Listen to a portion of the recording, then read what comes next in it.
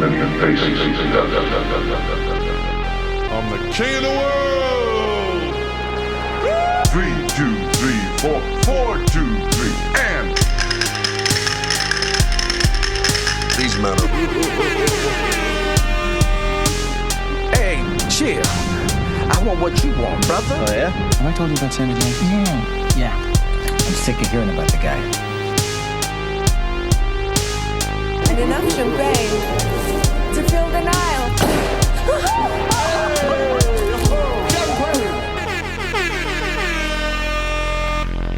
I can't believe you committed suicide. I cannot believe you committed suicide.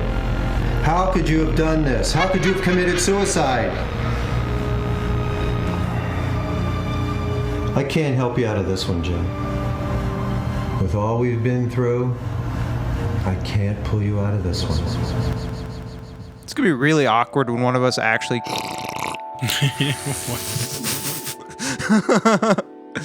Hey there, friends and family. This is Dan.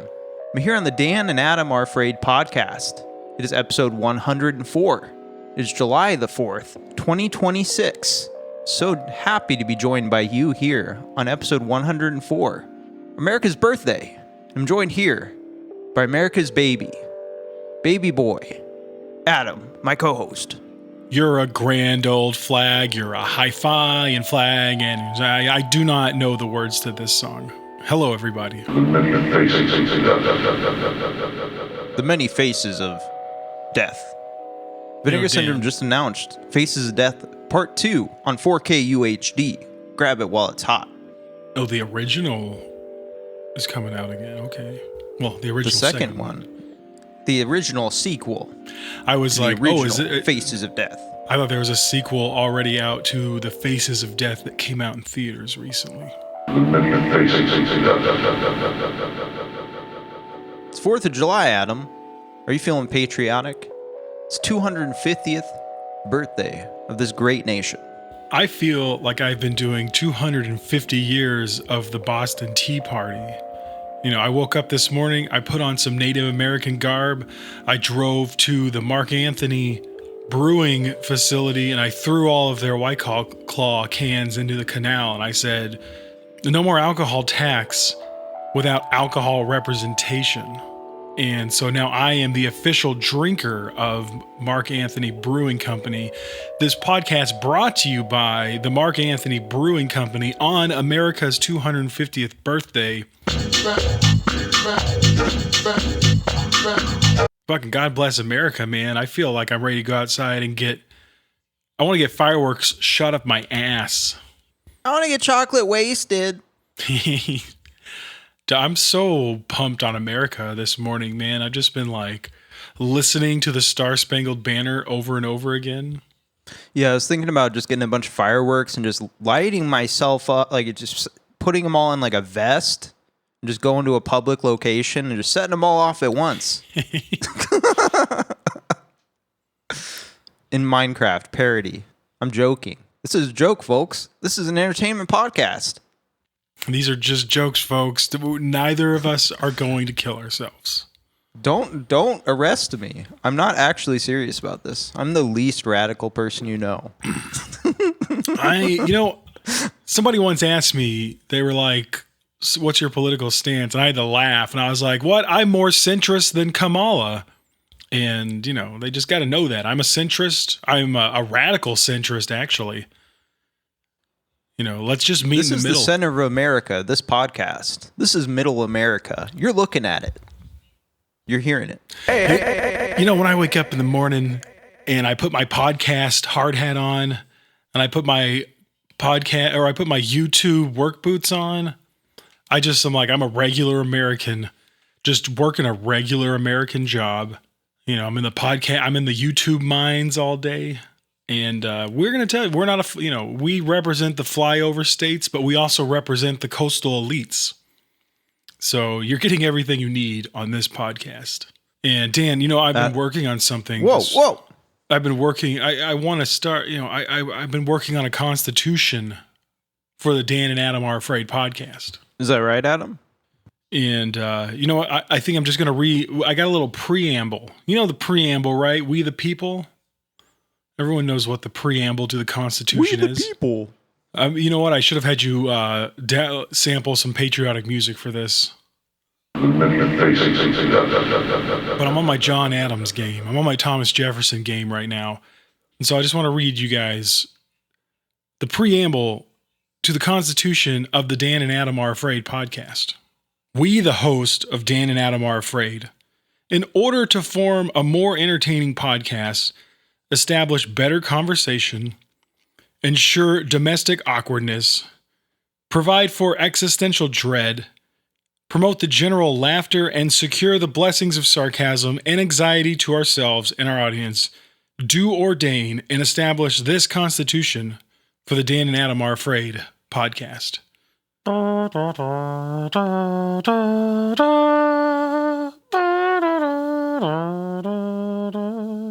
No. You like that? That was stupid. That was stupid. I'm so stupid. Oh my God. No, you got it. I was kind of cringing a bit. I just keep hitting the perfect ones. That's the best part. I gotta turn you down, Adambot. You're a little too loud this week. How do you feel about that? No. Hey, you can't control the Adam bot. Yeah. I like dinosaurs and Plot holes and tonal confusion. oh man. I haven't used that one in like a week. On a real note, it's crazy we've been around for 250 years. There's no way we make it another 250. I don't know. I can see us doing like a suicide fucking ride where we ride this thing out. I mean, I'm not saying, it's going to be the American Democratic Republic in 250 years. But I can see something being here, maybe maybe officially the Holy American Empire. It'll look like Fallout. And it's just like it's half the country. The other half of the country has been balkanized. I'm gonna be hanging out in Caesar's Legion. I'm gonna be fucking crucifying folks. Like, sorry, man, better you than me. I'm gonna be winning the lottery when Dan's gang rolls through, and I'll be like, I won the lottery, man. What lottery? You just know the lottery that matters. As the rest of the town is just crucified and has their intestine and they're flogged. Adam, if someone came up to you and said, you have a 20th century mind, would you take that negatively? I think I'd take that pretty negative. Like, we're in the 21st century, right? I'd be like, what the fuck's that supposed to be? You know who has a 20th century mind? Walt Disney. Yeah. And he will be back. Some of the greatest people of all time. Yeah, David Lynch had a 20th century mind. I just watched Dune, and I was just very taken aback by how old-fashioned David Lynch is. With like some of the scenes in that movie, they're just straight out of old Hollywood, and like it's so beautiful. Like the way that like sometimes like Paul Atreides' mother would be talking, and her hair was all done up, and like the camera would be kind of soft on her, and it was just straight out of like I was like, is Clark Gable gonna show up? And yeah, I thought it was just beautiful, like to watch someone as weird and like creative as David Lynch. They still have like what you would be like, oh, that's like 1940s Hollywood scene right there. Yeah, man, 20th century mind. We all need to have a 20th century mind. Fuck the 21st century. Fuck the 21st century. Fuck the 20th century. Came straight from the 1900s. I used to watch Phil of the Future, and he was from the 22nd century, and I'd be like, whoa, buddy, what does that mean? What is that going to look like? There's going to be gambling apps available on every street corner. Here's another thought. Cinema is a meaning-producing machine in light of obsession, where you can have so many different reads on it. Do you think cinema is a meaning-producing machine? Yeah, I mean, I think. Man, you're asking me to get existential at 8:30 in the morning on a Saturday, and I would have to leave. Don't break the illusion. This is nighttime, folks. Nighttime, nights. Dan and Adam, nights. I feel torn because I'm just like, isn't meaning made up? So like in a way, yeah. I mean, movies are make 'em up machines, so humans love meaning. You can put a human in a box with no light and infinite food, and they will definitely come up with meaning inside that box. They'll be like, this is why I'm here. What do you think about the statement, curiosity is not a universal human trait? Oh, you mean how like my ex-girlfriend, she would never be a good writer because she doesn't have a curious mind? Shout out Tim Robinson. Shout out Tim Heidegger. Yeah. No, I absolutely believe that. Like, not everyone you meet is like, not everyone you meet is curious about how the world works, about things that, about how people work, about how, I think to be interested in art, you have to be kind of curious because you're like, oh yeah, let me see what this is about. Let me see what this person's blood is about. Thinking about this on the 250th birthday of America, I was like, I don't think propaganda would work if people just like were curious about like the actual origin of things. Because I'd say, I don't know, maybe this is really cynical, but probably 70%, if not more, of people, they take their high school, their public education, K through 12. Maybe they do some college. They learn American history and some world history, and it's all sanitized by a textbook company. And then they never question what they've learned ever again. Yeah. I mean, how people will...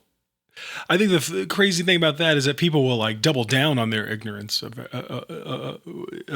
that's only that they only have their propaganda and they just double down on it. Just seems strange to me. Like I've always questioned everything, challenge everything. EA, it's in the game. So, just some thoughts this week on America's 250th birthday. Did curiosity kill the cat? Plot holes and tonal confusion. Adam, we watched a movie this week. Is that right? Yes, that's right, Dan. We watched... when did this come out? Hold on. We watched 2012's Eega. Coming soon to a theater near you.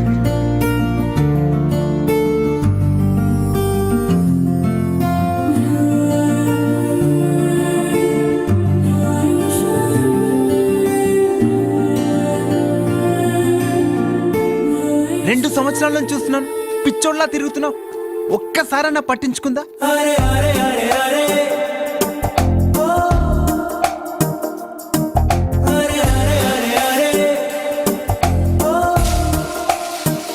మీ అందరికీ పెట్టి నాకు మాత్రమే పెట్టలేదంటే తనకి నేనెంత special రా.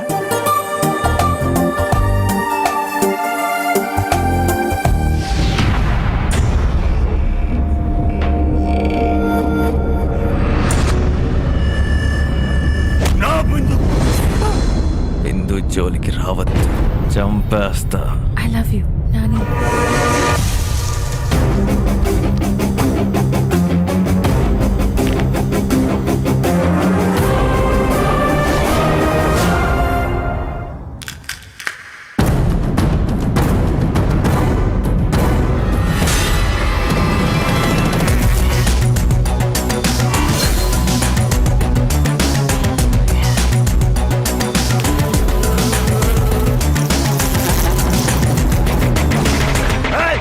ఈగలు మనుషుల్ని గుర్తుపెట్టుకొని ప్లాన్ చేసి అటాక్ చేస్తాయి.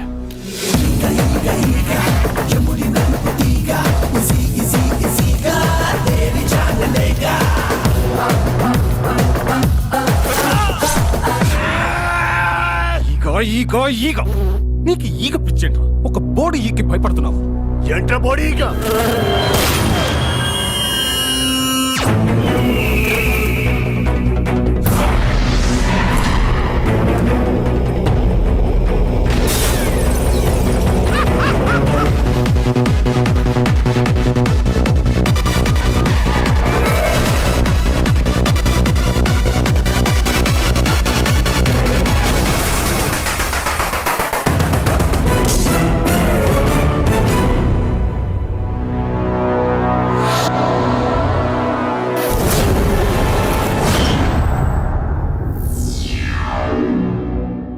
Hey there, folks. It's episode 104.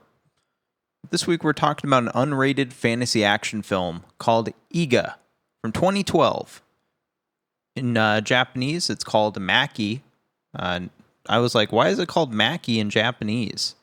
Well, it is the Japanese localization of Maki, which is the title of the Hindi-dubbed version of the film. Again, the Hindi version always overtaking everything. But yeah, Hindi word for housefly, since Eega is the Telugu word for housefly. And they wanted the Hindi title to make it easier for local audiences to pronounce and remember. Adam, go ahead and read me a few of those IMDb description tags. Psychotronic film. Housefly. Man. Explosion. Death of hero.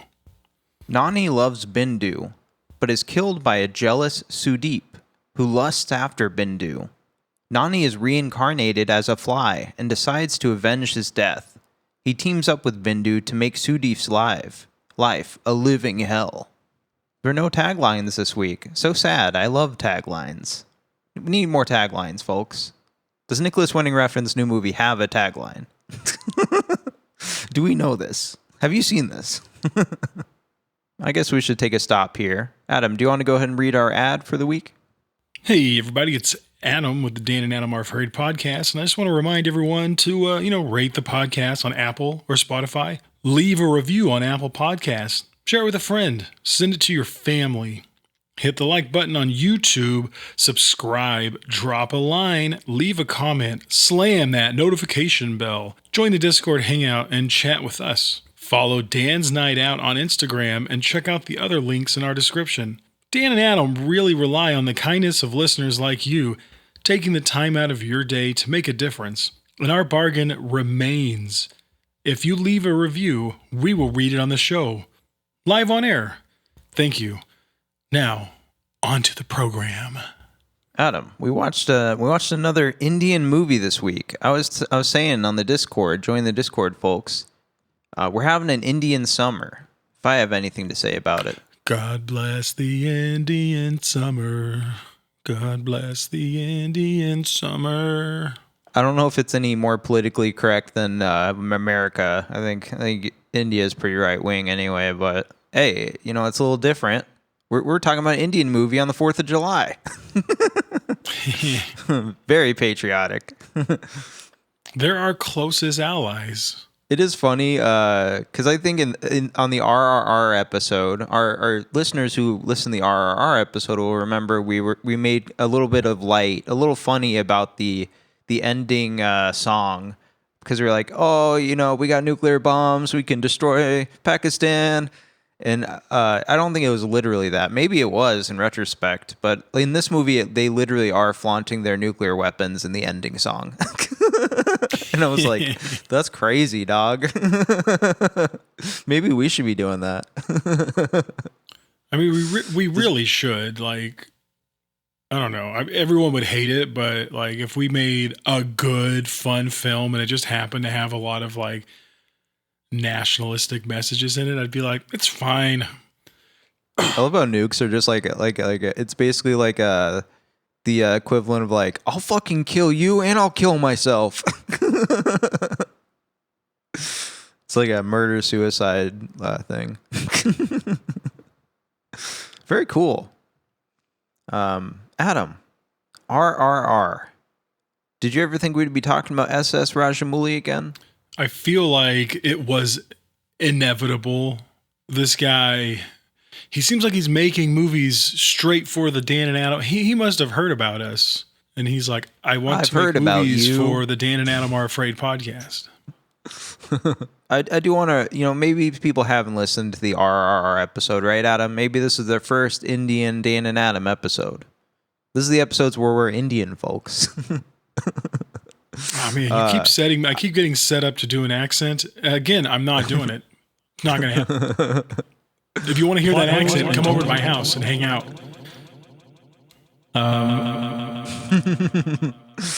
Bollywood, Adam. What is Bollywood cinema known for? Bollywood, it's Hindi language cinema based in Mumbai. Known for glamour, romance, and big musical numbers. Stories tend to be urban, modern, and star-driven. The mainstream India movies most Americans know. Right. So like this, when people think about Indian cinema, they're usually thinking about Bollywood, which are like these sappy romance. There's a lot of love songs. And that's not what we're talking about this week. And that wasn't RRR. That's not Eega. We're talking about Tollywood this week, folks, which is a Telugu language cinema based in Hyderabad, known for mythic heroes, huge action, and operatic emotion. It leans into epic storytelling, folk tradition, and larger-than-life spectacle. Do you think that describes... now that we've seen RRR and we've seen Eega, do you think Eega fits the Tollywood tradition as well? In a very almost hilarious way, yeah. It's very operatic, very mythical. It feels like, spoiler alerts, when our main character dies and he's reincarnated as a fly. Like, it feels like something I should know about. I'm like, okay, this feels like something like some established lore I should know about. Our listeners who know what Category 3 cinema is, which is Hong Kong cinema, basically like their NC-17, it was known for this like snapping back and forth of tone, and that's what this movie does perfectly, because it's this weird sappy, like kind of almost like love, romantic comedy, right? Mm-hmm. For the first like act, and then all of a sudden it just snaps. And it's just this dark crime drama where this guy is getting his neck snapped, and it's just pitch black. And it's so strange. So I think this is in that. To me, that's what like stands out in this kind of movie, is it's not just performing one kind of tone. It's flipping between them. And it is very comedic. This is a very funny movie. I think more Americans should have seen this, because this is like a, you don't even need to... I don't know. This one's very approachable. This is a very approachable movie. I'm surprised this didn't take off. Yeah, like, you know what I mean? I could easily have seen this being the crossover hit that made it to the Americas. This is more approachable than RRR. Yeah. RRR is definitely, it's like very much like a historical film. There's themes and there's characters in it that like you would know about if you knew about Indian history. This movie it's a lot more like, for as crazy as the plot is it's about a man turning, reincarnated as a fly. It's the themes of this movie are very down to earth. It's a love story. It's a revenge story. Yeah. This is like a rape revenge movie. Yeah. Like this should be a double feature with I Spit on Your Grave. Yeah. Last House on the Left or some shit. Yeah. It's only a movie. It's only a movie. It's only a movie. So let's talk about it. This movie came out July 6, 2012. That was the Indian release. Folks, I tried to look up the US theatrical stuff. If it had a theatrical, it must have been really limited for like maybe audiences who are maybe in areas where there's a strong Indian population. I don't even know where that would be, to be honest with you. Do you know what location in the United States has a strong Indian population of like people who moved here, have immigrated here? Because in San Francisco is known for being like a huge Chinese spot for people flying in from like Hong Kong. A lot of Cantonese speakers in San Francisco. Do you know if there's an equivalent for Indians here? Man, I don't. Part of me would be like, yeah, Phoenix, Arizona, but I'm not. I don't encounter large groups of Indian populations in America, to be honest with you, ever. Sure, I've had coworkers who are Indian, but like I don't know. Interesting thought. Post it in the comments if you know, folks. We'll visit there. But that said, July 6, 2012. It was a Friday. When I think about 2012, Adam, I think about, I guess, three different things. I'm going to name them right now. Call of Duty Black Ops 2, the end of the Mayan calendar, and therefore the end of the world, and Marvel's The Avengers. What do you think of when you think of 2012, Adam?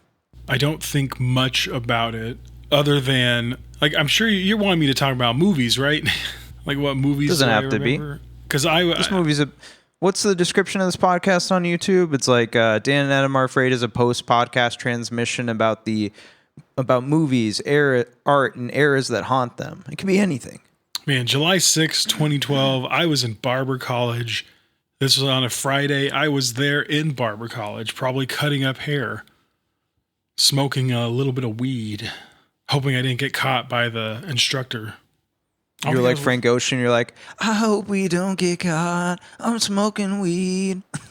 I'm smoking weed with my instructor. Yeah. Sorry, I had to plug my phone in. My phone's dying. I'm having technological problems left and right. I lifted my computer up last week, and I was like, what's going on? And I was like, oh my God, there's a huge dust bunny in the fan. So I still got to blow this shit out of my computer with like some compressed air because it's probably really dusty. A side note too, my computer at work was running like shit, and I opened it up, sprayed it out. It was running perfectly. I was like, oh, so that was the problem. Yeah, that's what I'm running into. Right, I just got to do that. That's the last part. But yeah, it was crazy. I was like, I should have probably lifted the laptop up in the last 2 years. So if you haven't done that, folks, lift your laptop up and let it breathe. Get the air out of there. Prop it up. Make sure there's airflow. I live in Arizona. The ambient temperature here is like 80 degrees, 90 degrees. We need to get you like, what are those called? Like, it's like a little tray you set your laptop on, but it's just like has a bunch of fans on it. Yeah, I'm now aware of cooling things. Okay. Anyway, well, July 2012. I guess let's jog your memory, Adam. Top of the box office this isn't on the document. You have to look this up. Domestic box office for July 2012. Box Office Mojo says number 10. We had Katy Perry's "Part of Me." I think I brought this up when we talked about the Eras tour because I was trying to make a comparison. I was like, well, Katy Perry's movie "Part of Me" that made like 32 million worldwide, and I think the Eras tour like was crazy and made. How much did the Eras tour make? How much do you think? Let's predict right now. 1.5 worldwide. $1 billion. Keep in mind that Obsession made like 337 million or something right now. It's more, but 350 million. I'm thinking at least $500 million. Thinking at least $500 million. This made some MCU numbers. Worldwide, Taylor Swift, the Eras tour from 2023 made 261 million. Worldwide. Jesus. Less than Obsession. Yeah, less than Obsession. That's interesting. I mean, granted, a lot more goes into putting on a worldwide tour, but that's interesting. Yeah. And Katy Perry, "Part of Me," 2012, number 10 on the box office. July 2012, 32 million. So not too much. A lot less than the Eras tour.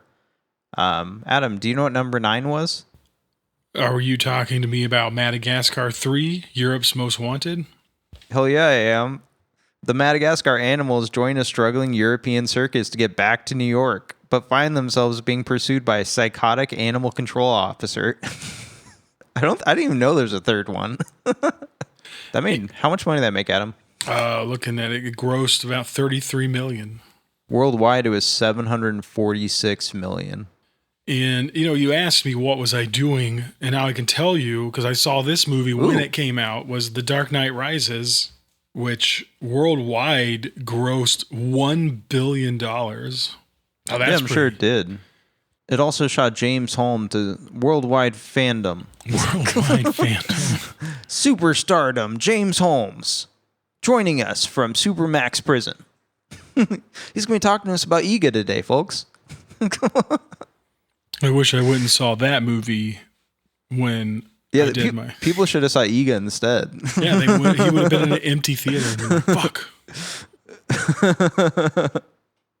Pitch black humor on the show, folks.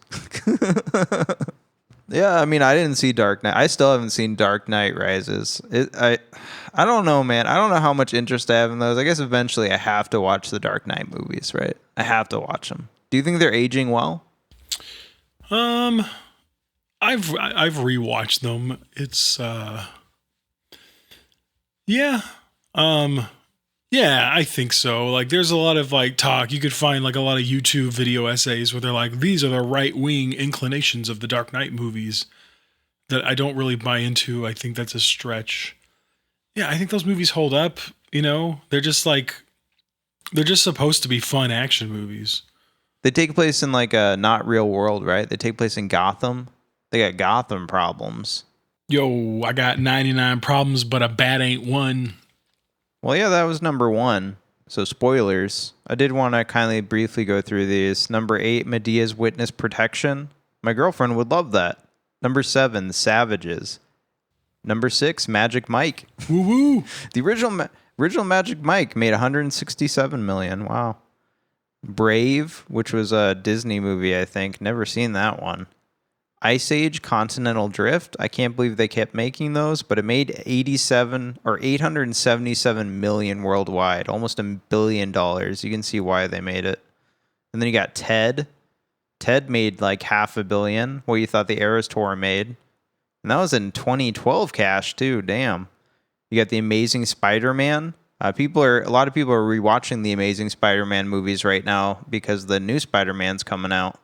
I couldn't be less interested in the new Spider-Man. I like Spider-Man, but they're not putting Venom in there. I just want to see Venom. I just want to see some Venom. Well, that's 2012. What were you doing in 2012, Adam? You're at barber college, you're saying? Man, I was going to barber college. I was being introduced to the evils of marijuana. I was living with a different girl, not my wife. We lived together for like a year and a half. And yeah, man, I was mostly playing Fallout New Vegas. That's like the highlight of 2012. I was like, I played a lot of Fallout New Vegas that year. I remember that because I was like broke all the time, so I didn't have money to go out. You could have went to see Eega. I mean, I could have. Cheap. I just had to take a quick flight to India. I don't know. I guess we met either. I don't remember anymore if we met in 2013 or 2014, but we met. Dan, like the next year. Dan, we met in 2013. I only know that the next year because that was when I was in that class. There you go, folks. Let's get into it. It's 2012, and SS Rajamouli is a Telugu filmmaker whose mythic maximalist approach has made him the most commercially successful and globally recognized Indian director working today. Born in 1973 and shaped by early screenwriter father, Rajamouli built his reputation through emotionally charged commercial hits, before breaking out internationally with Eega, the movie we're finally talking about today. His Bahubali films, which we'll get to, folks, we'll get to him, redefine the scale of Indian cinema, being the first Indian film to cross 10 billion crore or whatever, rupees, I don't know what it means, worldwide. In 2022, he reached unprecedented global acclaim with RRR, which won the Academy Award for Best Original Song. For Best Original Song. And earned praise from filmmakers like James Cameron and Steven Spielberg. I think at the time we made a comparison to, what's his name? Baz Luhrmann. Yeah. Known for Moulin Rouge and his quite a few movies. Recent I mean, we made Elvis. He's white. That's what when the Indian listeners share this with their friends, they're like, he's white. They're white. They're white. But we'll get to it. I do want to, I guess, bring up here. Let me just take a stop. We got some YouTube comments. I feel like bad not reading them because I'm always like, please leave us a review. But people comment all the time. We got a ton of comments on our RRR episode from a bunch of people. Vijay HGA said, watch Bahubali 1 and 2. Logic Hermit 6570 said, try Bahubali 1 and Bahubali 2, bro. You will love it. Same director, same team. And then a month ago, Anshu Anand said, loved your thoughts on the movie. Watch Durandarar, a spy thriller broke all records worldwide. It's your type of movie. Noted. We will add that to the list. Then we had 3 weeks ago, Pranil Raja said, you need to watch more films from SS Rajamouli, director of RRR. He's the most creative director in India. All or most of his films are brilliant. Now that you've watched RRR, you should certainly check out his Bahubali films and Eega. His film Eega from 2012 is probably the most original, creative, bonkers film you will have watched in decades. Don't even bother reading the synopsis. Jump right in. But do know that it takes 35 minutes to take off. It's more than makes up for it in the rest of the the fun time. That's funny. He put down fun time and said run time. And then 1 day ago, we got a comment. I'm telling you, dude, people, this is why we're doing this movie. People are actually reacting to this. We got a comment from Nikhil Reddy. It said, SS Rajamouli's next movie, Varanasi, is the first non-English film ever to be shot in the 1:43 aspect ratio IMAX. With a budget of nearly 130 million USD. Thank you for the translation. It's the biggest budget ever for Indian cinema. You have to watch it in theaters. All his movies are made for that theatrical experience. Adam, I want you to make a pledge right now. We're going to try to see Varanasi in theaters. All right, I'm down. There's like a little teaser trailer on YouTube that is a little confusing because it's mostly like these like CGI little vignettes. So I don't know. It's hard to be like, this is what the movie's about because you don't. But I would love to see this in theater. Yeah, and keep leaving comments, folks. I'm loving them. I love comments. When I get these comments, I'm in love. But yeah, SS Rajamouli, folks, we're back. We can kind of just mention some of his films real quick. We got Student Number 1. What's the next one, Adam? Yeah, the next one we have Simhadri from 2003. The guy on the poster looks really fun. He's having a great time. He's like throwing a giant... like a giant gear.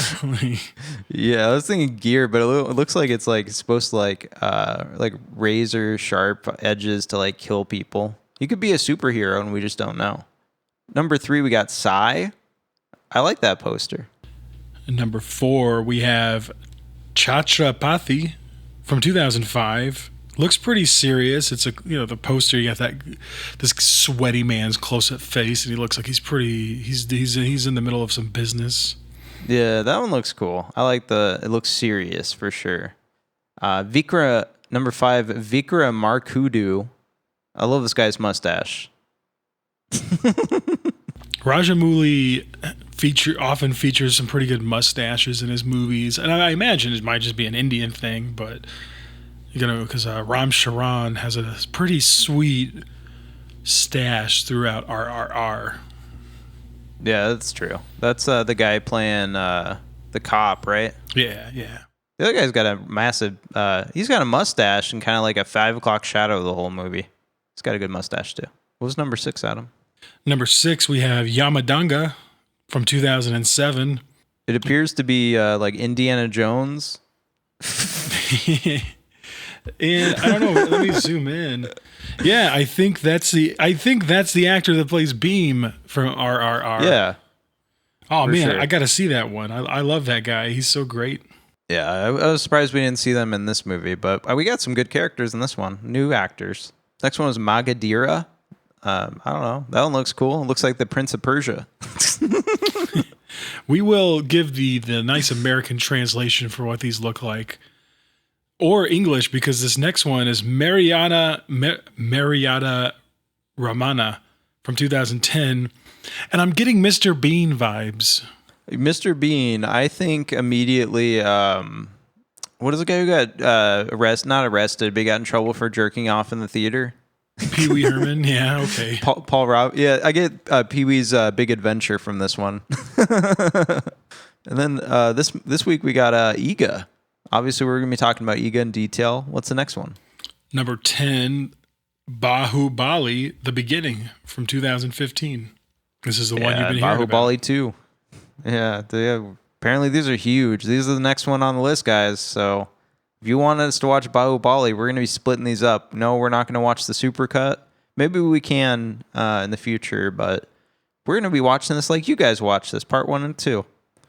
But yeah, Bahubali the Epic came out in 2025, comparable to like Kill Bill, The Whole Bloody Affair, or if Lord of the Rings was combined into a single movie.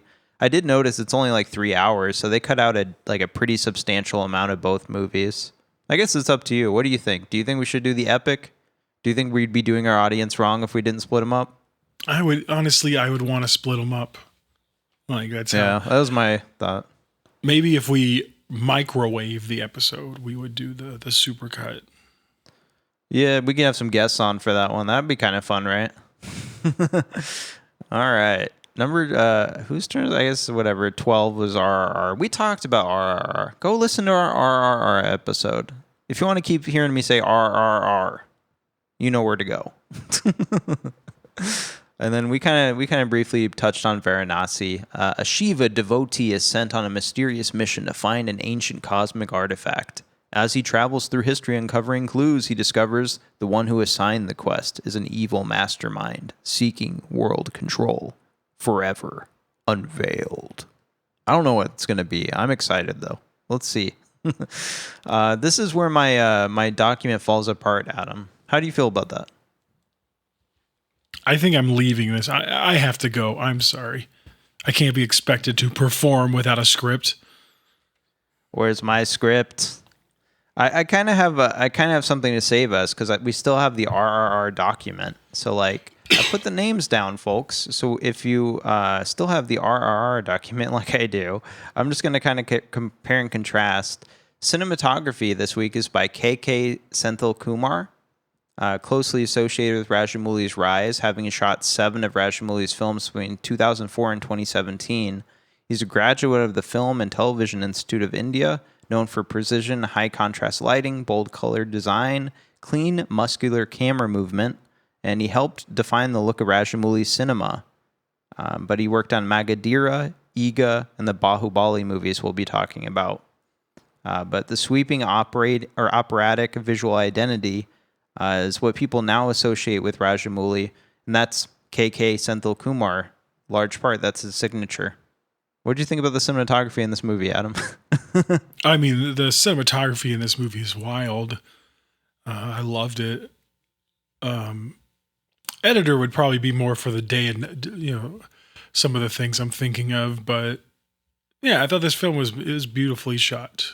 Yeah. KK Senthil Kumar, you have quite an eye. I think it's just as well shot as I'm thinking at the time we had Iron Man and stuff. I don't know. It's as well made as Iron Man from 2008. They have a lower budget obviously, but just as well shot. No Elon Musk in this one. Yeah. Nope. Now editor.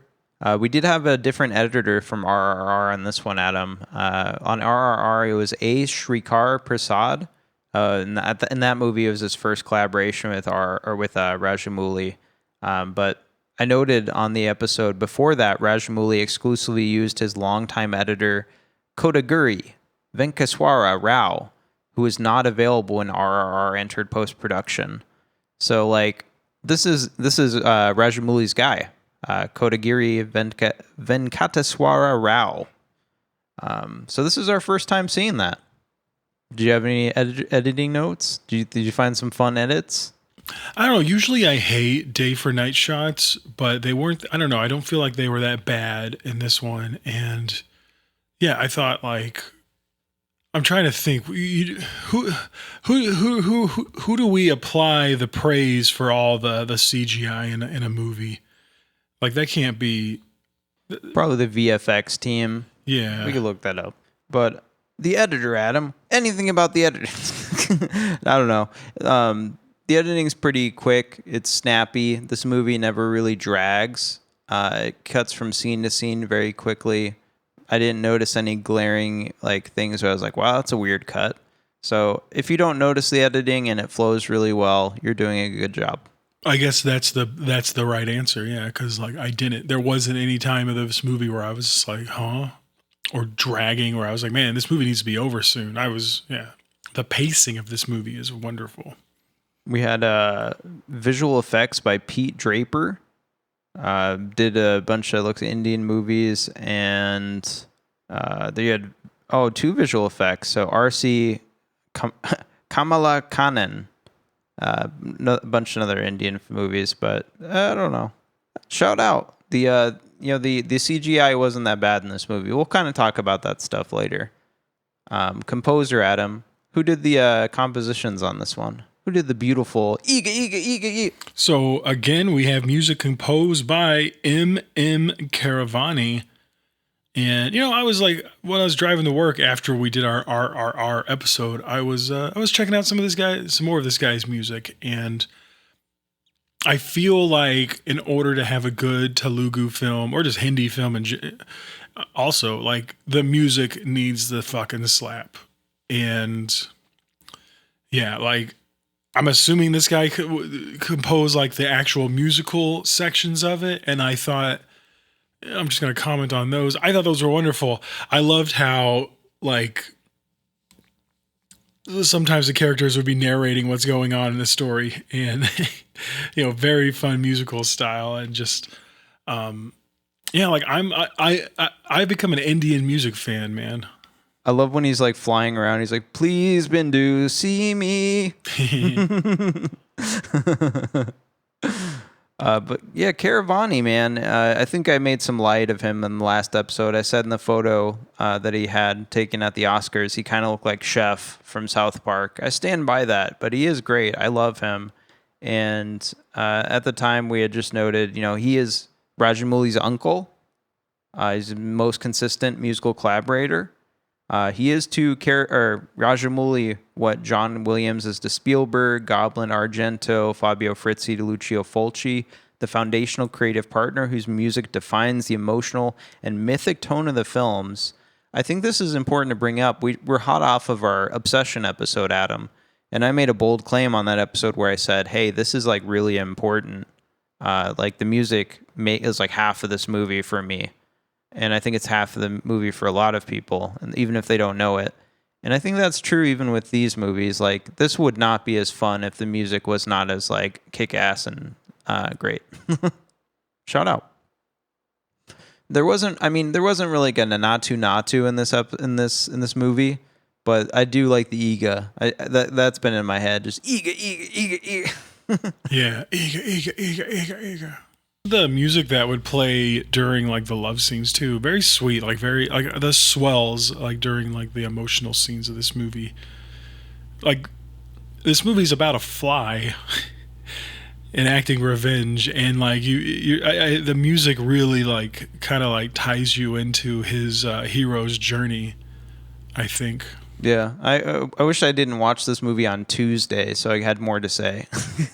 I watched this movie early. And it's kind of a detriment, to be honest. You almost want to watch this right before you record. Dialogues by Janardana Maharashi. Sorry if I said your name wrong. Did the Telugu dialogue. And someone called Crazy Mohan did the Tamil dialogue. Yo, I'm Crazy Mohan. I'm Crazy Mohan. We could get into production companies, but who gives a shit? We're just going to skip a lot of this week, to be honest, folks. I didn't have time. I've been busy this week. But let's kind of get into... Let's get into the movie, Adam. You want to get into the movie? If we have to, I guess we can do that. I guess we're here to get into movies on this podcast. I was just Let's read the plot. Nani, a cheerful fireworks maker in Hyderabad, is in love with his neighbor, Bindu, a miniature artist who runs an NGO. She secretly loves him back, but while seeking funding, she crosses paths with Sudeep, a wealthy, narcissistic industrialist who becomes obsessed with her. When he realizes she's actually in love with Nani, he abducts and murders Nani, staging it as an accident. Nani dies just as Bindu finally calls to confess her feelings. I love you. I love you.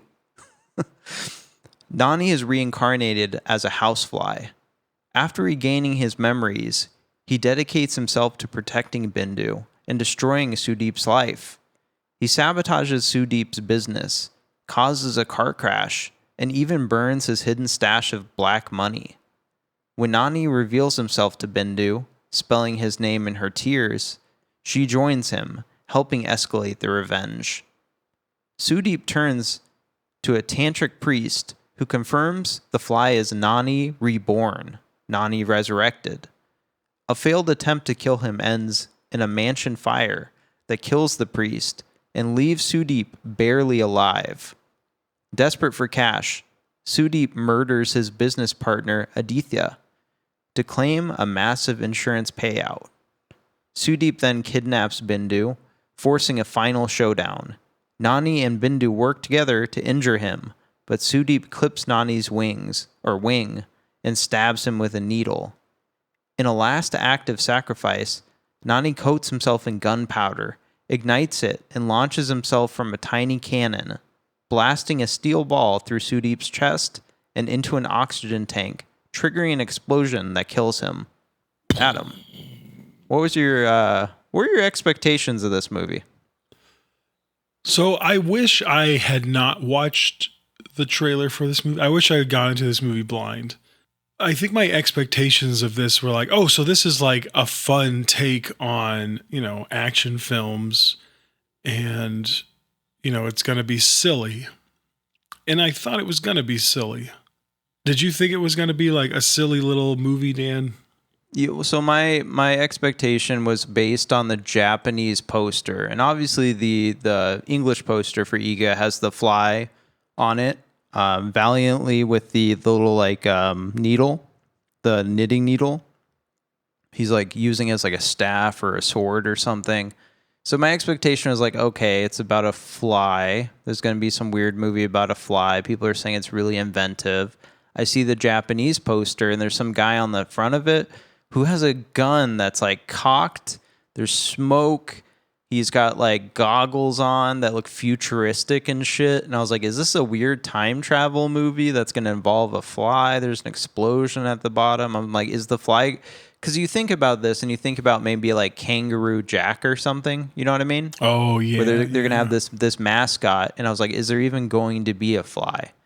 So that was my expectation going in. I wasn't entirely sure, but as the movie went on, it became very clear what was going to happen, because I was like, oh, he's going to die. Like, he's going to get murdered. Once that tone flips and you're like, oh shit, he's going to die. I was like, oh, he's going to like turn into a fly or something. Something's going to happen, then it happens. But yeah, I did not watch the trailer, thankfully. Yeah. Plot holes and tonal confusion. Was there plot holes and tonal confusion in this movie, Adam?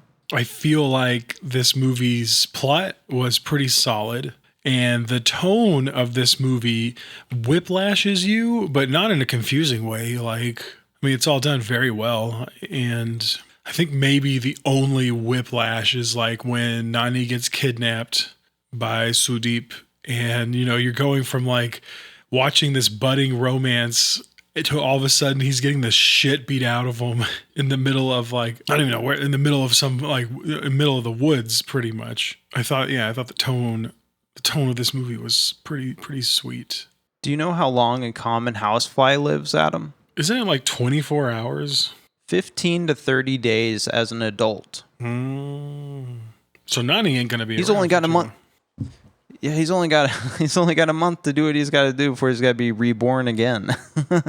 But yeah, this movie starts out right. You got Nani, and we should talk about the very opening. There's an interesting thing.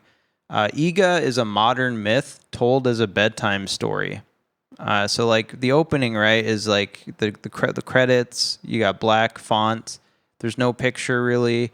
And you have a father being begged by their child. I was like, please, Dad, read me a story. And the mom's like, go to bed. And eventually the mom gives in, is like, just read him a story. He's like, you want a story? He's like, yeah, not one of these stupid stories. I want a new story. He's like, oh, you want a new story, huh? And so I guess he tells him the story of Eega. And so... yeah, I don't know. That's an interesting opening. Like the framing device of the movie is myth making, just like we were saying about what Tollywood's all about. Yeah, this whole movie being like a set. in the bedroom of like a father, a daughter, the mom. It's not done in a way that's like hokey or hacky, but it's just simply opens with it, ends with it. I thought that was a lot of fun. I don't know. I think that that just adds a layer of heart to this film when you're like, oh, this is a father telling his daughter a bedtime story. Oh my God, this father is telling his daughter a bedtime story about all this. That's kind of a little crazy. Yeah. He's like, you want a story? You're going to get a story, one you've never heard of before.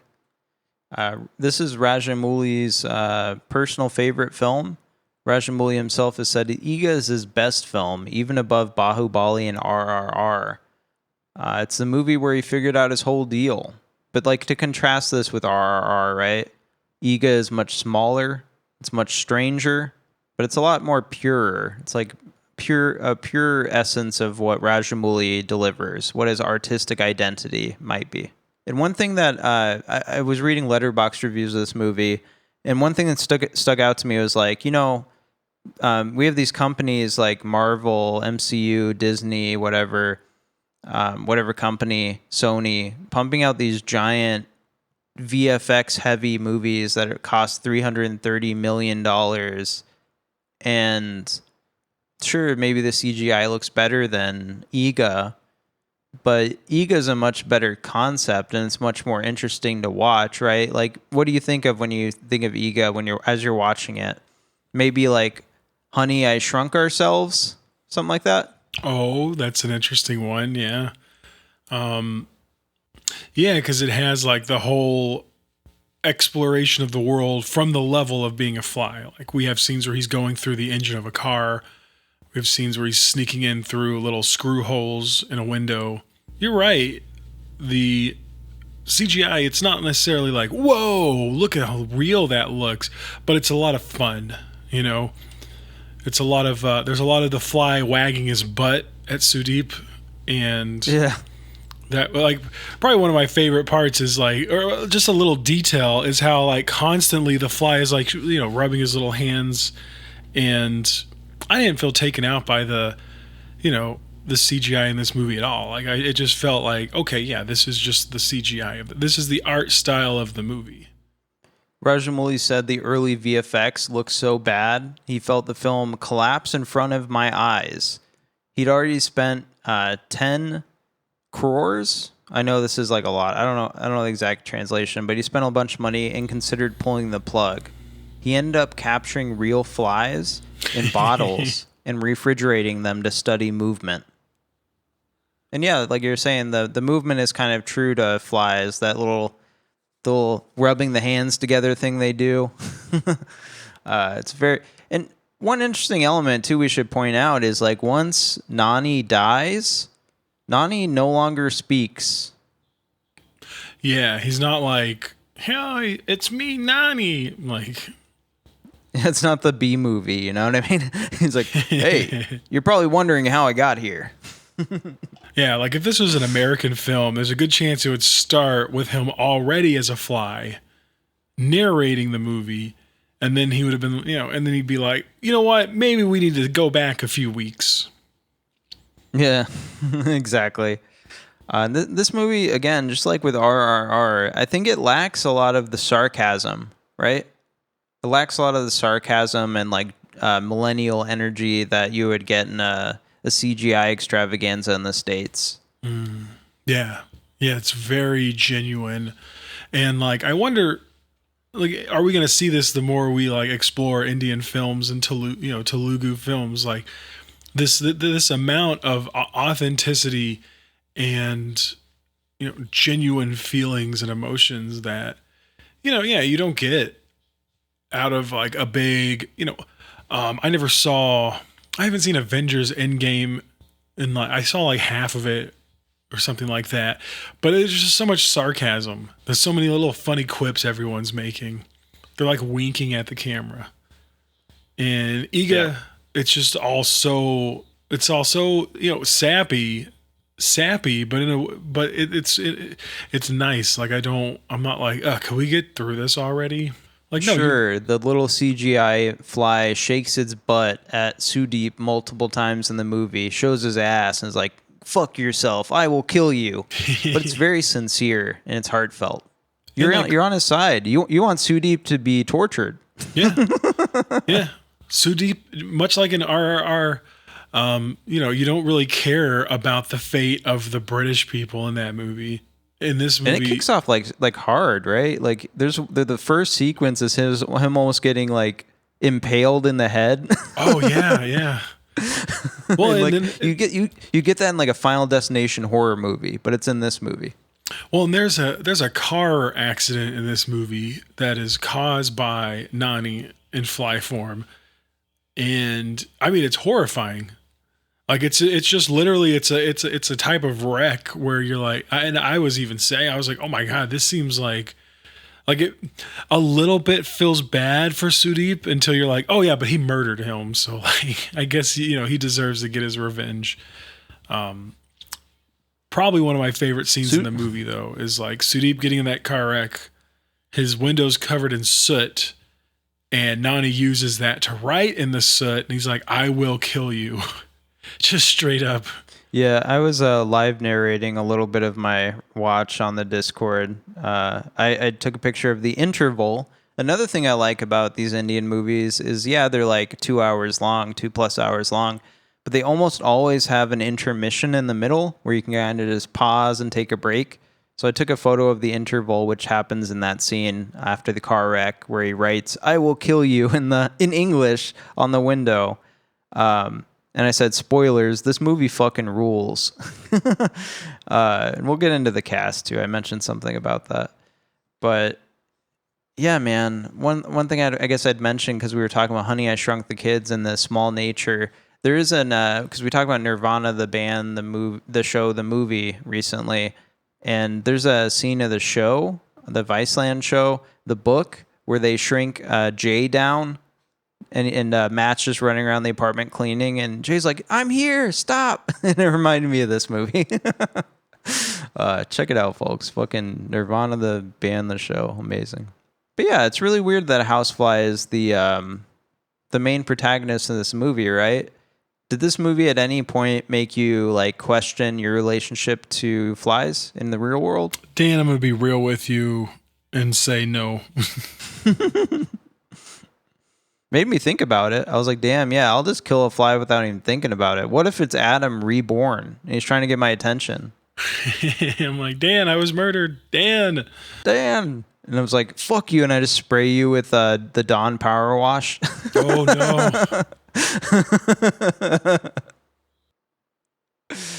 God damn. I do think that's really interesting. I think that's part of it, right? Like, there's a class element to this. It's a housefly. You'd kill a housefly. You'd kill a pigeon. There's a class element to this, I think, a little bit. But I love how the movie opens, because it's just weird. It's just Nani is like, there's that whole sequence where he like lights up. He uses like I didn't really get it. The subtitles were a little weird on my copy. But the power goes out in Bindu's house, and she's like, sister, the power's out. And the sister's like, they shut off power to people who pay on time. And I was like, what? What happened, Adam? Can you explain that sequence to me? Feels like, like rolling blackouts that occur. And I don't know, I just took that as her being like, her sister being sarcastic. And being like, well, of course we paid, so ours gets shut off. Because like there are other people in the neighborhood that have their lights on, and so it's it's her sister talking a little shit. Oh, okay, that makes sense. And then Nani like does this whole scene where he puts foil on a satellite, like a dish. It was like dish TV or whatever. And he shines light at her window like a spotlight so she can work on her little miniature artwork. Where have we seen this before, Adam? Where have we seen miniature artwork before? Are we talking Hereditary? Yes. There's another movie, isn't there? I mean, there might be. You're going to have to tell me. Synecdoche, New York? Am I wrong? Yeah. His wife, you're absolutely right. That's what she works on. You're just like Caden, Adam. You don't remember what his wife works on. Yeah, that's an interesting element. I don't know, just weird. I mean, they came out around the same. No, Synecdoche came out in like 2008, right? 2007 or something. Yeah. 2006. I think 2008. Somewhere around there. Do you think SS Rajamouli stole that? Yes. And we're calling him out on the podcast right now. SS Rajamouli, come on the podcast and defend yourself. I mean, how amazing would it be if he like has a Google alert for whenever Eega gets talked about and he listens to our podcast episode? Eega.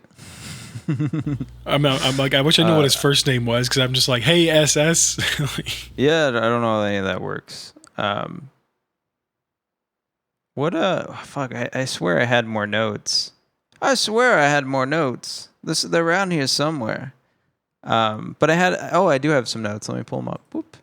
Oh, so I said 1 Indian rupee equals 0.011 USD. Oh yeah, we talked about that. That's a little over a cent.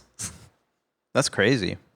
But one thing I wanted to talk about is the NGO, right? So like Nani is like going over to Bindu and is like, "Hey, I'm gonna donate. I'm gonna save you guys like I do every month. I'm gonna do my recurring donation." Adam, does Nani give them 15 lakh, or does he give them 15 rupees? I don't remember. He gives less than Sudeep, right? Oh yeah, no, yeah. Sudeep is the one who donates 15 lakh to our organization. Yeah, which is equal to 1.5 million rupees. I think I had put that down somewhere. It was like $10,000 basically. 10,000 USD roughly. And I was like, damn, did Nani really give like 15 cents USD and was like expecting like to be, he's like, what did you spend my money on? Because they make a joke. One of the other workers in there is like, oh, you want us to tell you what we did with your meager donation? And he's like, quick, I have to tear her down. He's like, you should wear your hair up or something. yeah. Like, wear your hair up. It looked better. I was like, oh my God. So he's after Bindu, and it is a strange relationship where he's literally texting her. Does she know it's him? Like when they're in that conversation, and he's like giving the donation. He's texting her, and he's like, "You're so beautiful." I'd have to assume she knows it's him. It'd be kind of weird, but then again, like maybe I don't know. And then Sudeep comes into the picture. Sudeep comes in and is like, "Oh, she's hot," and he's like, "I will donate right away. Can I be involved as much as possible?" And he gives her like 15 lakh, which is like 10K. And she's like, oh my God. So that kind of tells you, right, that Nani's only giving them 15 rupees, literally. Yeah, he's giving them like 15 cents, like you said. Because she doesn't react that way to Nani at all. Like, it's a big deal that Sudeep gives her 10K. And Sudeep takes her on a date. He's like, what does he say? He's like, Julius Caesar ate this. Who does he say? It's like some famous couple. He's like, Cleopatra ate this. yeah. It's something like, somebody. And he's like, I will feed you and you will feed me. Which was insane. And she's distracted because no matter what, Nani's like in the background stalking her, doing something, talking to someone, but looking over at her. And she's like, I guess you kind of get the hint that she's kind of like interested. She's playing the game because she's not interested in Sudeep at all. In fact, she just starts eating the food herself, and she's like, "The dish is really good." And Sudeep just gets pissed, and he's like, "Check, please." Yeah, that's one of those scenes where like you can almost hear the music coming from. It's like, and he's just like, yeah, he literally drops his food. Because he even says it, he says it multiple times. He's like, I can have any woman I want. Any woman I want, I can have. Yeah, it's a big deal that Bindu wants Nani over him. And that's why he kills Nani. Which, again, that's where the tone snaps. Finally, Bindu is like, I'm going to give you this necklace. And she runs upstairs, and Nani just gets kidnapped by a van on the street really quickly. I thought that was crazy. Yeah, I like the way that was filmed. Yeah, Joey from Kentucky shared a clip of an old Jackass clip of when Brad Pitt was on Jackass, and they had Brad Pitt just hanging out on the sidewalk with some people with a group, like maybe going to a movie premiere or something, and a van just comes up with the Jackass crew. You don't know it's the Jackass crew, and they just kidnap him, and you just have Brad Pitt screaming. He's like, "Oh my God, help, help!" And then no one stops them, and they just drive off. And then you just hear people at the side. They're just like, "Oh my God, Brad Pitt just got kidnapped." And that's what happened to Nani here. Yeah, I don't know. It's very dark. Literally dark. I think you said day for night. I don't remember exactly if it was day for night, but it sounds like it based on what you said. Nani gets his neck snapped. He's like, "I want it to look like an accident." He's like, I want to feel the life leaving your body. And he like crushes his neck. And it's really sad because you have Bindu calling him. Even has his goons take his shoe off. Yeah, that's the thing. He's like barefoot. "I want to feel your life leave your body." And yeah, I don't know. It's crazy. He kills him. And that's that. I actually felt really bad. I was like, damn. I felt really bad about that. I was like, man, this movie's about to change completely, huh? And then what happens? What exactly happens? There's like a spell that takes place? Why? I mean, part of me wonders how much of this is related to just the ideas of reincarnation, Namaste? Do you catch that? No. Yeah, there's during the movie, they just say namaste, and I connected. I was like, oh yeah, that's right. India is like the primary place for Buddhism. Well, in Hinduism. Yeah. It just, I was talking to my girlfriend. I was like, of course, like this would be the culture that produces a movie about like empathizing with a fly. That's an interesting way. You don't get that in America. You just get dogs and cats and be like, "Oh, I'm so sad the dog died."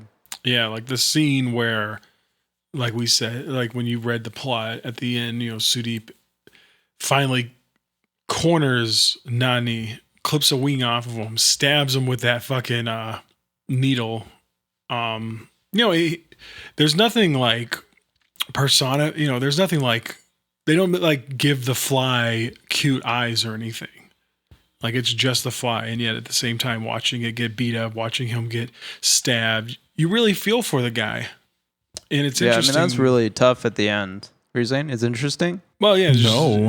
Just really interesting to like you were saying, to take something like a fly and have your audience empathize with it, and to do a successful job at it. This isn't a cute dog. This is an Avatar where they have anime eyes. Interesting comparison to Avatar. Sudeep killing Nani with his bare feet, "I want to feel your life slip away," is one of the most disturbing villain beats in modern Telugu cinema. Eega's goofy, but the violence is real. Yeah, and I guess that's a good point too. Like, this is proof that Rajamouli can make emotion out of pretty much anything, right? Oh, I'm going to make a movie about a fly that's going to make you feel something. Yeah, like I was saying, and I like the note here, the revenge is playful and grotesque, which, and it again makes me want to go back, where I'm like, maybe not tonal confusion, because it's very defined, but it's gonna whiplash you, because at times you're like, look at this little fly, but then no, he's fucking this guy up, and like you almost he's like rubbing his hands together. You would almost expect it to be cutesy, but like, oh, he's just inconveniencing him, but no, he's like, no, I'm going to kill you. Again, we like to compare. We keep comparing it to American films, and I'm like, oh yeah. In an American film, that's all this would be a G or a PG movie, and the fly would just be annoying the guy, and then maybe make him lose a lot of money. But I don't think he would be like, oh, I don't think the fly would be aiming to kill this dude in an American film. I don't know. I think about John Wick, right? Yeah. John Wick's a pretty big franchise, and that whole movie is about, I mean, ostensibly you could say it's about a dog, right? Like, oh, the dog. But really that's just like a symbolism for his wife dying. Like, oh, you killed the last remnant I had of my wife. And John Wick kills people at him pretty violently. What? I'm hearing this for the first time. No, music video directors. That's a good comparison. This is kind of like a John Wick movie, but with a fly.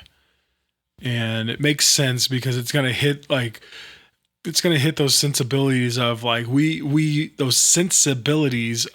want a movie where there's action, there's heart, there's comedy. I'm delighted how so many movies that we've watched, the 2 Indian movies we've watched, like they're just so, like they just have such a surreal take on reality. It really is asking you to like, no, stretch your perception of what is a movie a bit. Like, you know, RRR being like this epic about 2 friends taking on the British Empire. And then this movie being about a tiny little fly taking on a corrupt businessman. Like just saying those out loud, I'm like, oh, those sound like movies I'd want to watch.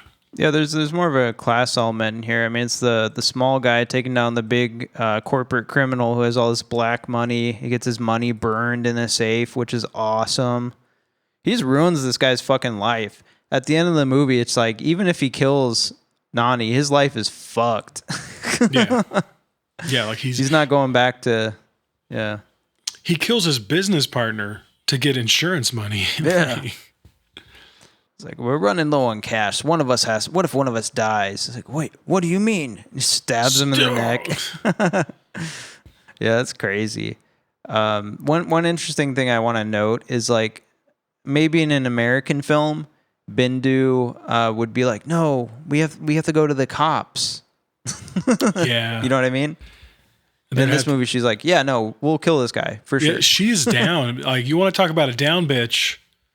Bindu is like, as soon as she's like, as soon as he draws that little red line across a picture of Sudeep's neck, you're just like, oh, I thought there was going to be more convincing involved, but she's like, let me make you little goggles. Let me make you little metal sharp gloves. Well, because she's a miniature artist, yeah, she can make little claw gloves. She can make them little. I did really like the goggles, which are supposed to protect him from like raid, I guess. Yeah, I guess that's what raid is doing. It's going after the eyes of the fly. For sure, right? Like if they can't see, they're gonna fly to the ground and shit. So I don't know. But yeah, he's outfitted. Bindu's like, yeah, let's fucking kill this guy, and she helps. And you know, she uses her position as someone that Sudeep is like romantically interested in to like get inside the house, because he like hermetically seals the house and shit. He's doing everything he can to get the fly, and everybody around him thinks he's going crazy, which is a fun element. Yeah, like it's and fun. She sneaks in. Well, and it's fun because it's not like he's clearly some sort of a criminal, right? And like these are his goons, and there's a scene where he's like asking them, he's like, do you guys think animals could take revenge on humans?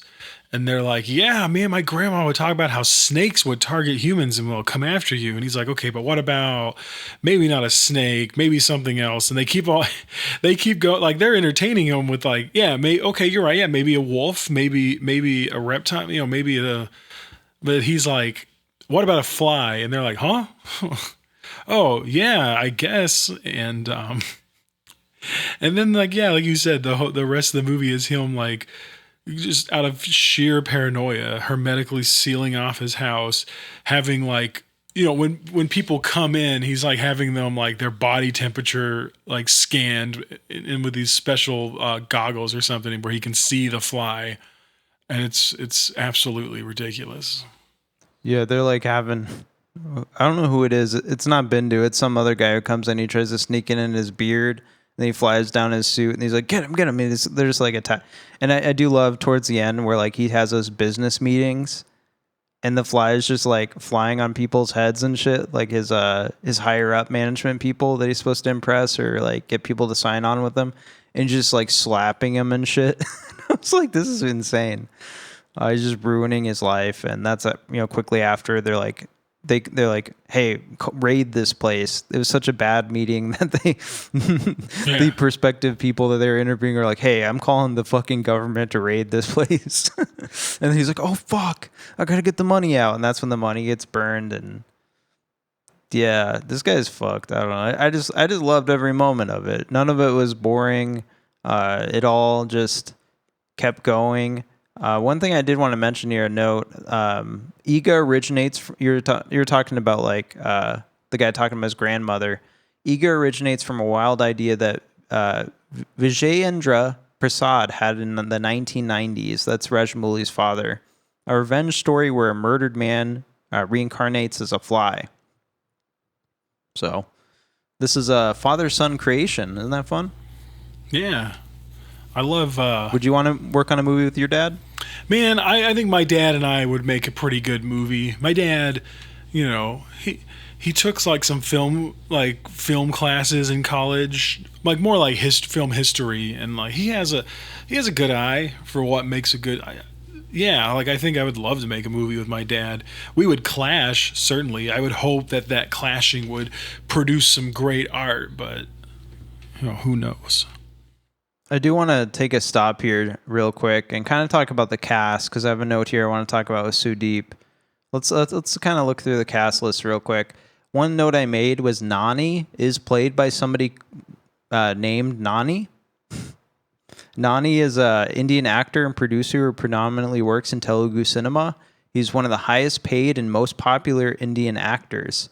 Nani is a recipient of several accolades, including 2 Nandi Awards, 3 Filmfare Awards South, and 4 SEMA Awards. So he's, I guess, a big star in India, and specifically Telugu cinema. I really liked Nani in this movie. You know, what we get of him. Yeah. You want to read about Sudeepa? Yeah, I do. Sudeep Sanjeev, also known as Sudeepa, is an Indian actor, director, producer, screenwriter, singer, and television presenter. I would say get used to that when you start talking about these Indian stars. Like, they're not just one thing.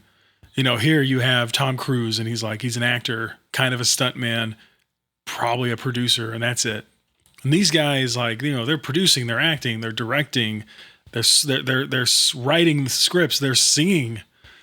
He primarily works in Kannada cinema, and I want to know what that is because it looks like Canada, but it's also known as Sandalwood or Shanda Navana, and it's a segment of Indian cinema dedicated to the production of motion pictures in the Kannada language. So it's a language. Once again, India has a shit ton of languages over there, man. Regional. Yeah. Yeah, it's a lot of regional cinema. He's worked in Hindi, Telugu, and Tamil films. He is actually one of the highest paid actors of Kannada films and also featured in Forbes India's Celebrities 100 list since 2013. So he's a rich motherfucker. Yeah, just like in the movie. Yeah, he's the same guy. He's really good. Education, he went to the Dayananda Sagar College of Engineering. So this guy's also smart. Oh, I'm sure he is. I'm sure, like, there's so many people in India, and this business is so small. Like, we think about, like, Hollywood, right? We think about, like, oh, it'd be so hard to break into Hollywood. Can you imagine trying to break into, like, these cinema? Yeah. This kind of cinema? Maybe because it's regional, it's a little bit easier, but, like, you probably got to be, like, a smart person in order to even get in the room. Yeah. It makes me think of, like, compare American leadership to Iranian leadership, where all of them are like college educated with multiple degrees.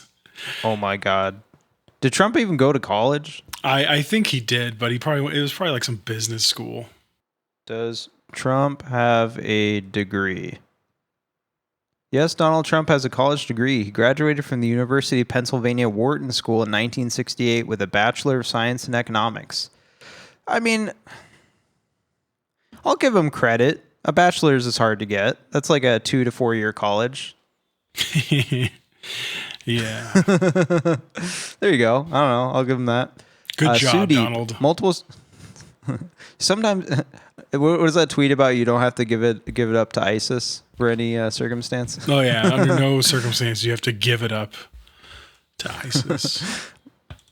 Multiple sources highlight Sudeep's performance as a career peak. Even Rajan Kant tweeted praising him.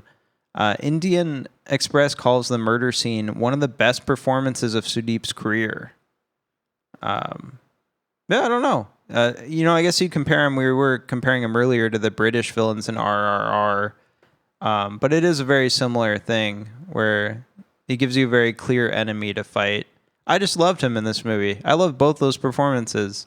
What did you think about Bindu, played by Samantha? Samantha is a Indian actress who predominantly works in Tamil and Telugu films, one of South India's highest paid actresses. She's won a bunch of awards. She's got a cool autograph. I would love her autograph. What did you think about her performance? Thought it was wonderful. I love how at the beginning she's like not giving in to Nani's charms. Like she's just like ignoring the guy, and like it was like, oh, that's cute. And yeah, I thought she was wonderful. Like she's very, very sweet, and then she just turns very hard 90 degrees to like work with him to kill Sudeep. And it's just like, whoa, what? Like she's still this very pretty, very sweet woman, but she's like down to clown with killing this guy. That was wonderful. There's one performance I really want to bring up. Where is he?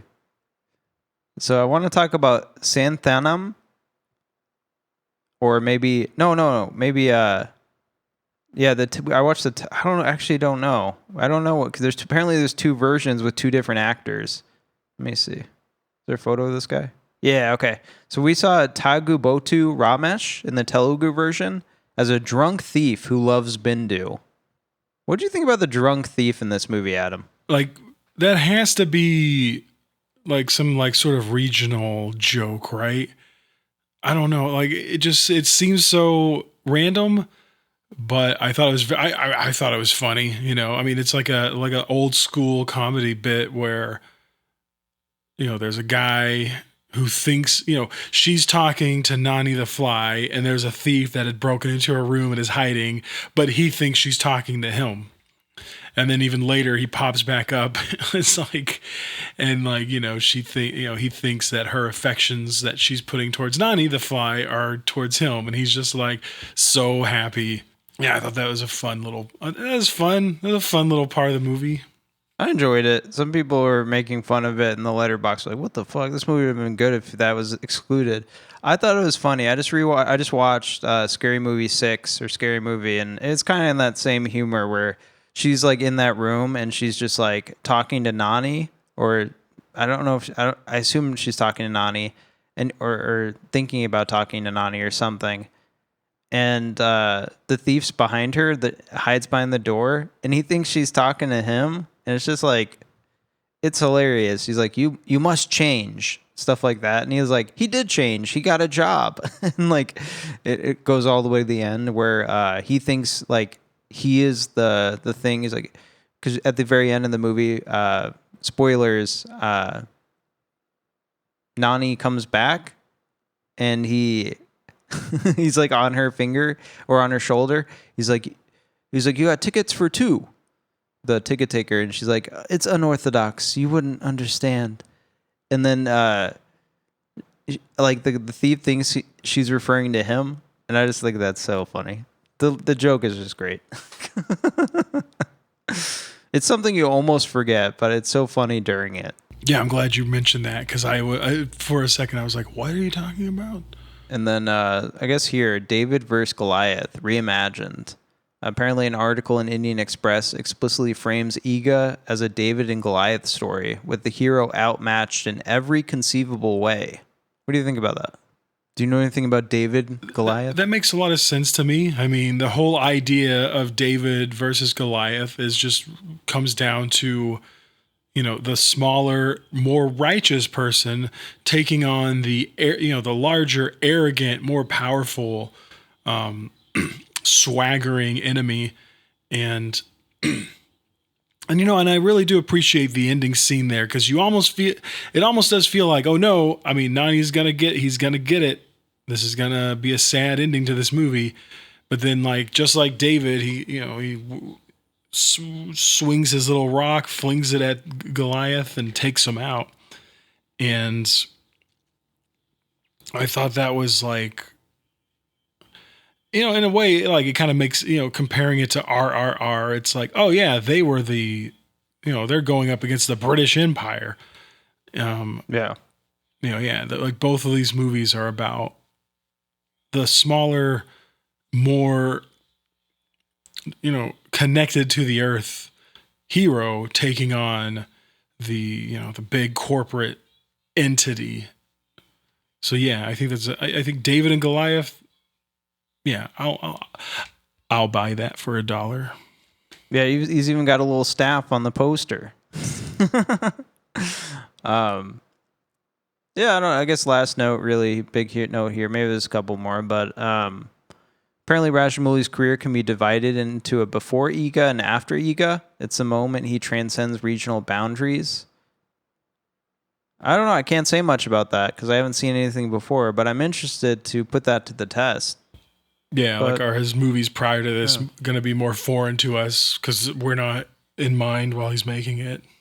Maybe. I heard rumblings that people were like, "Oh, this is him trying to appeal to Americans. This is an Indian cinema. This is a warmed up MCU."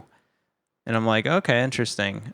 Just reading some regional chatter, what people think about this movie and this director's work. But I enjoyed it. I don't know. I think making your movies international is a good thing. Yeah, I think our movies need to be made more with a more international eye. Like, I don't see anything wrong with that. And that's like everything, man. What else can you say about Eega?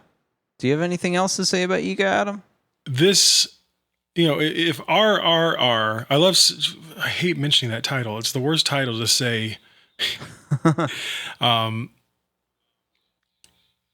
I'm really thankful for seeing that movie because I would never have seen Eega. And my wife watched this movie with me and she just kept turning over to me and being like, this movie is ridiculous. This is the most insane movie I've ever seen. And I'm like, right? It's great. If you're looking for a movie that is like, has like serious themes of murder, love, revenge, with the added like ludicrousness of, I guess not anthropomorphic fly, but a fly that is, a fly that has a human mind. You're not going to get a lot of movies like this from the States. And if you are, they're going to be low budget. And this is just like the spectacle of this movie will stay with you. And if you're like me, you're going to watch this film and you're going to be like, damn, I want to watch this. I want people to see this movie. I want to watch this with people who I think would enjoy it. And of course, that might be difficult. I hate to be a stereotypical lib, but it's hard to get Americans to watch foreign films. So good luck. They speak English sometimes. They speak English sometimes. And like that might, you know what though? Yeah, that might literally be enough to get Americans to watch your movie. My review on Letterboxd for Eega was, Eega does for flies what Jaws did for the ocean. Oh yeah. So we got some trivia notes we can kind of go through real quick. This was one of the first times in the history of Indian cinema that live action animation and visual effects were used to this extent.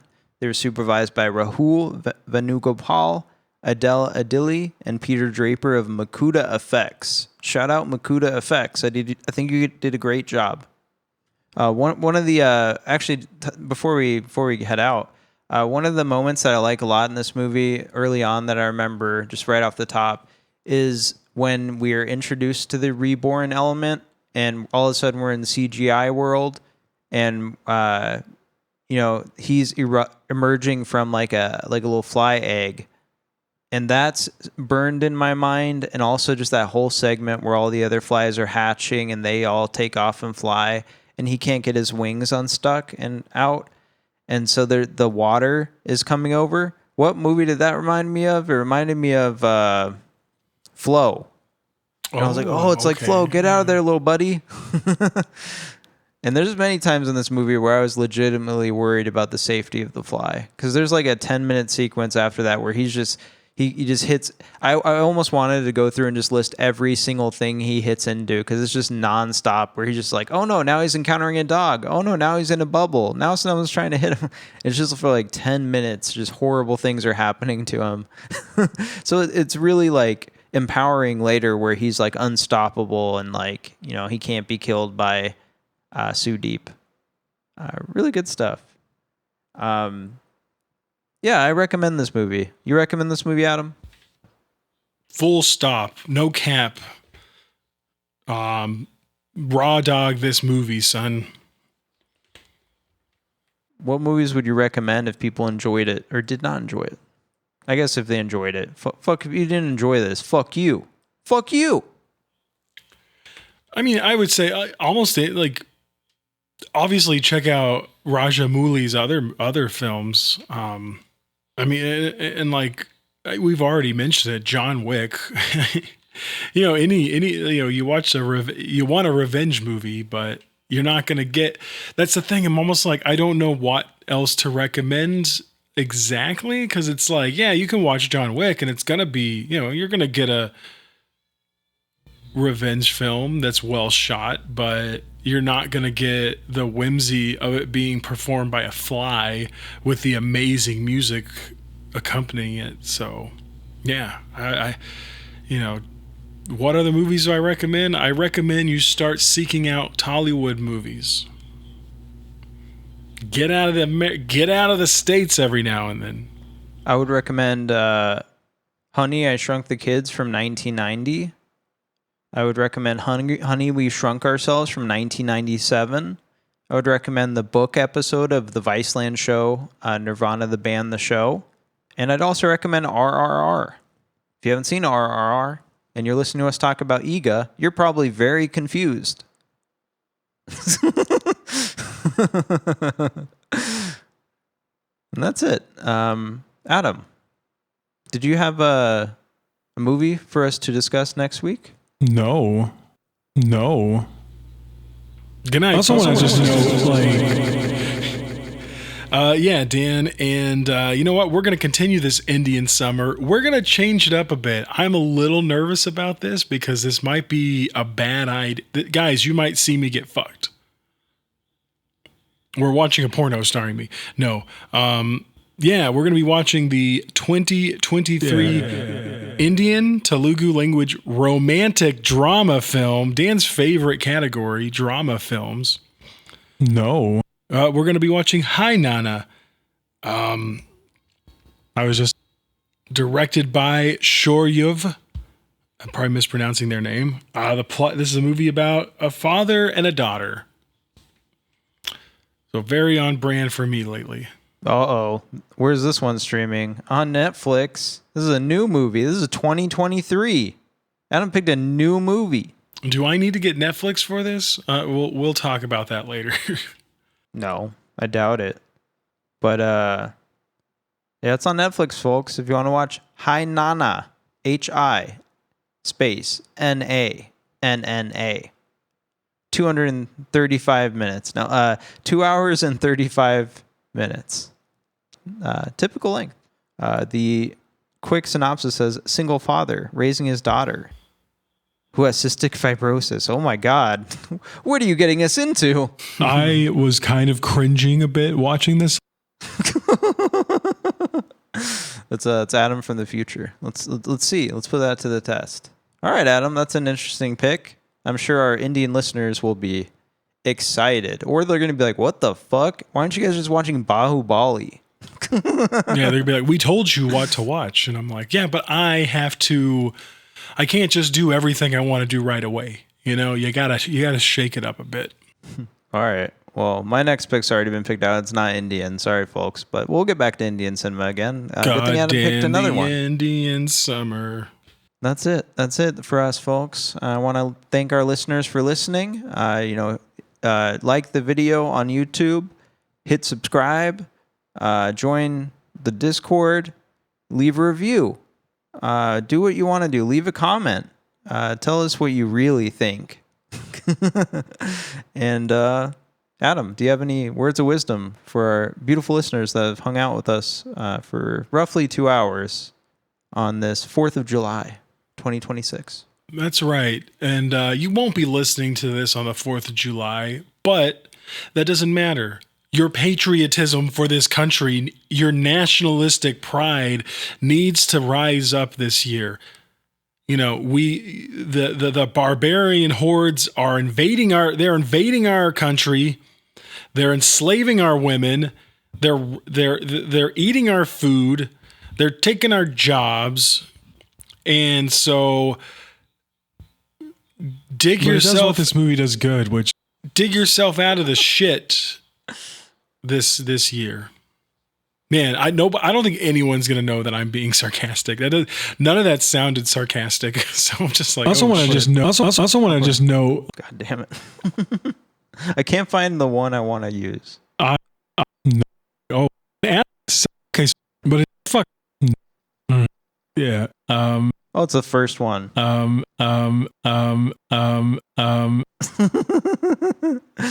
Thanks for joining us, folks. I want to be alive. Adam, say goodbye to the good folks.